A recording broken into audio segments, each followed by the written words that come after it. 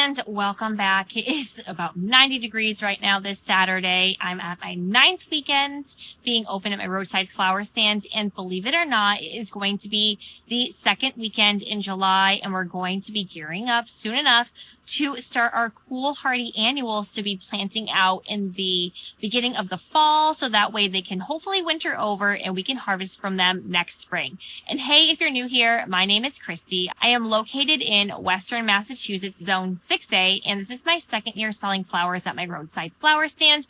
And we are heading into the time where you're going to be super busy, where that is harvesting, making your mason jars and your wrapped bouquets, and also back to seed starting. Now, I have been doing a lot of seed starting every single Saturday with my sunflowers. So I'm still doing that, trying to get at least 4 or 5 trays started, so then I can plant them out once they're about like 3 or 4 weeks old, I guess you could say, because I can't direct sow because of all of the wildlife. I've tried that last year and I was unsuccessful 4 times. So now with sunflowers, I have to start them every weekend in some seed starting trays in my greenhouse. However, because it's been so hot, my germination rates have been awful. I still have not put my exhaust fan in my greenhouse, so I think it's just too hot in there.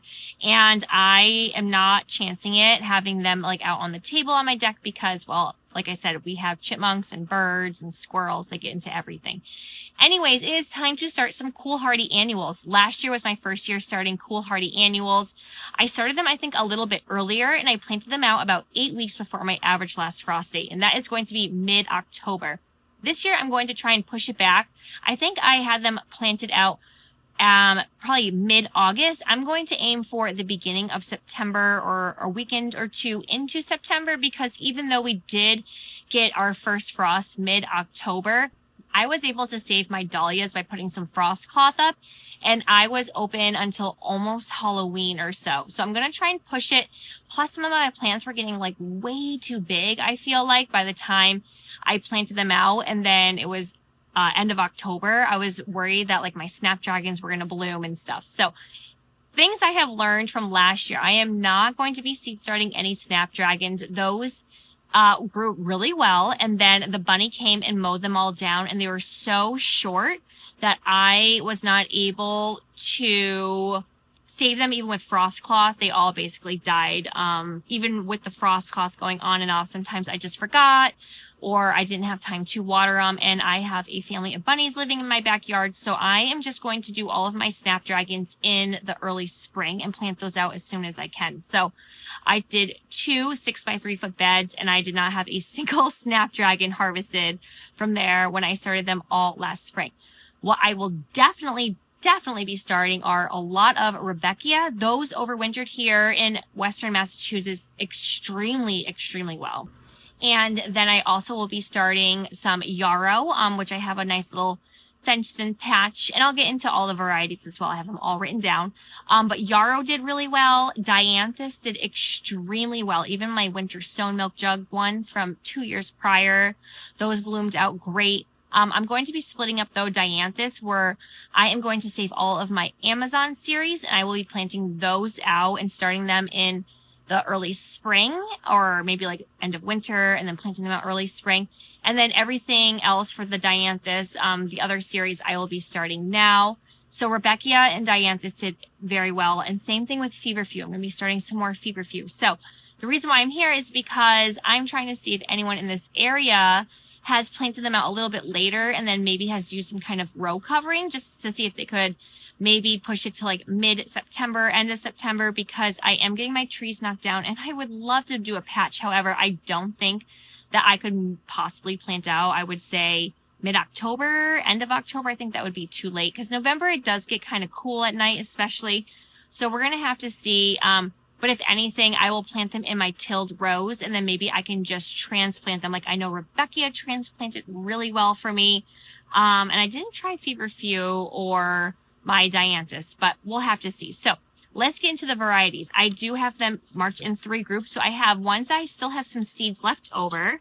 I did place a whole Johnny's order, and then I'm waiting on an order from the Gardener's Workshop. I had really great success in germination rates with everything that I purchased from there. this past year and planted out. So I did do an order there because I also really needed some sunflowers and she had a nice sale going on. So I did that. So let's start with the ones that I am going to be reusing, or I can't even tell you how much blue plurum seeds that I have. And I didn't start them all. So I'm going to be doing blue plurum. So I did plant out some plugs this spring and they were maybe a foot tall.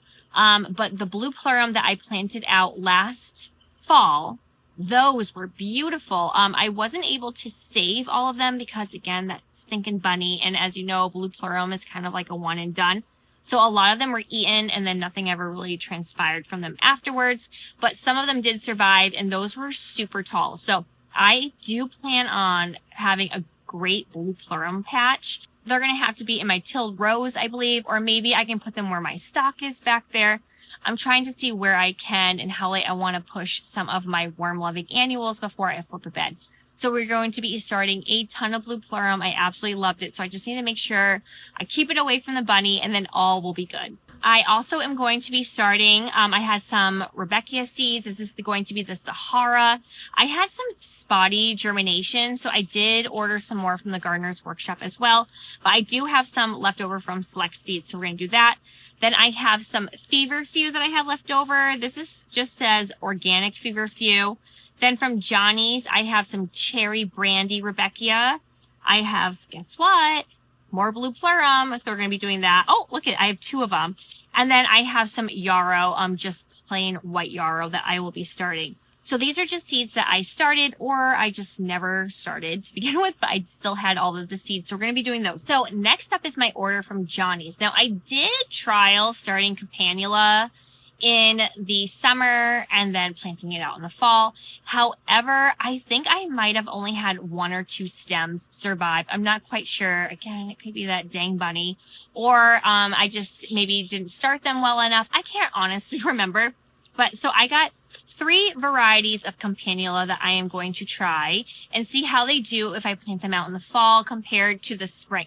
So when I first had my spring Campanula, I was kind of complaining how short the stems were, but I had like 2 separate flushes. So a few of them at the beginning were kind of short, but they were actually a really great size for my mason jars. And then I started getting some really nice long stems, even though I planted them out in the spring. And I was able to use those in like a nice large arrangement. So I was very happy with that. So I'm going to see if I can maybe do 2 flushes. So for the varieties that I got, this time is going to be the Champion 2 White. Champion 2 Pink is what I did this past year, and I loved them. But this time we're going to be adding in lavender. I would like to add some more purples in because I found that almost all of the flowers that I planted this year were all pink and white. I'm kind of on the fence with white because I feel like they get a little bit dirty or they show some spots. But I do love a good pink. And then I did do a darker pink. I can't remember which it was, but I was not a fan of it. So I did the lighter pink from Johnny's. And then I'm very excited to add lavender, but I'm not quite there yet with adding the darker purple. And then for my dianthus, I have 4 varieties. So we have the Volcano Mix from Johnny's, the Barcelona Pink, Sweet Pink, and Sweet White. So I wanted to get some more lighter colors because mine were, again, a lot of like pinks and magentas and like a nice mix. And I really would love some white dianthus. So I'm very excited about that. So those are the ones I have from Johnny's. So I placed a small order. And then, of course, I ordered more blue plurum because I didn't know I already had, I think I have like 2 or 3 packages worth of blue plurum from previous. Now, the order from Gardener's Workshop is supposed to be coming for Monday, so I did take some notes so I could share. So I did get some Ami. I got the Green Mist. I'm trying to find maybe Queen's Anne's Lace. I was really late to the game getting that planted, so that didn't go in. I really would love Orlea as well. So I just want some nice like white airy elements to add to my arrangements next year. I really liked, I was able to get a ton of Queen Anne's Lace from my school because it just grows all over the place in the parking lot, all in our front garden. It's beautiful, and I added to some of my jelly jars for some of the parties, and I just loved the airy aspect that it added to those arrangements. I also ordered 3 different varieties of Love in a Mist, and I love them. And that, mostly for the seed pods, believe it or not. I have learned that I need to net them. that bunny made a burrow in that bed. So I tried not to disturb it because there's 3 little bunnies in there. And so I need to rework that bed, and I let everything actually go to seed in hopes that maybe it would reseed and I could just have that area again for next time. But I did do 2 of the blues, and then I did another variety. I'm gonna have to put it on the bottom of the screen that I think I got from Select Seeds. It was a lot smaller bloom heads, but I loved it. Again, it added just like a really nice airy aspect. But this time I got the Miss Jekyll Indigo, the light blue, and I also have the Persian mulberry. So we're going to be adding some pink. So I'm going to just direct sow that. I did that last year. I babied it. I had the frost cloth on it until we got our first snowfall. They were probably like half of an inch, not even an inch. And they survived and they just bloomed beautifully, but I do need to net them because they got so dang tall. And then once the wind came and any rain, everything just got knocked over and just laid flat. And so it was kind of hard to use the stems because they weren't nice and straight. They were just like super wonky, but I've been using the seed pods, and what I've been doing lately, as I mentioned before, is letting them go to seed. So maybe I can have a nice reseeding bed right there because I did love using it with that double aspect of using it as the flower. And then if you don't have time, using it as a seed pod, which a lot of people really liked that surprise element in their arrangements. I also purchased some more feverfew. I got the Vegmo single. I love it. It just looks like little tiny daisies and it just fills in the space so nicely. So I did plant out some of my feverfew this spring and they were super short. I probably got maybe, if I was lucky, a good 8 to 9 inches worth of a stem. And then I had some that I planted out last fall and they were anywhere from 3 to 5 feet tall and they were branching.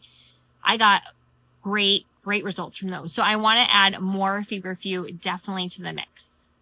I also ordered some more of my Sahara Black-Eyed Susan, as I mentioned. The ones I got from Select Seed were very sparse in germination.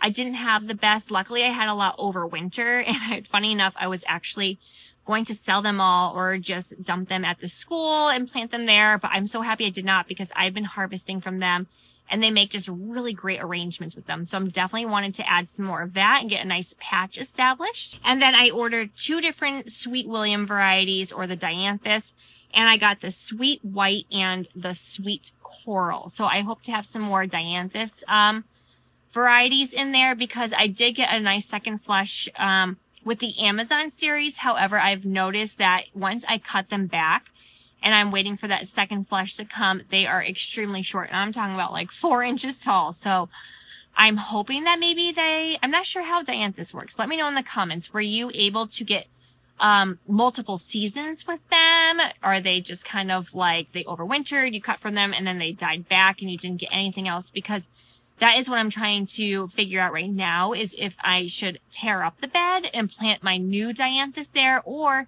if I leave them there, will they come back for a second or a third year? So please let me know in the comments if you have any experience, especially if you're up north like I am in New England and Massachusetts. That would be greatly appreciated. So that is just a quick little video of what I plan on starting next weekend. So basically by the time this video goes up, it'll probably be just a few days before I start anything. So if you have any tips or tricks, please let me know. I am debating if I want to push it back another week or so. We shall see. I have all my grow lights back in my basement. So my bedroom is no longer a growing space, but we're going to try and record everything out here under the umbrella when it's nice out because it's just too dark and dungeony down in the basement. So if you would like to follow along and come grow all of these with me, I don't plan on doing everything all in one weekend. I'm going to stagger them out.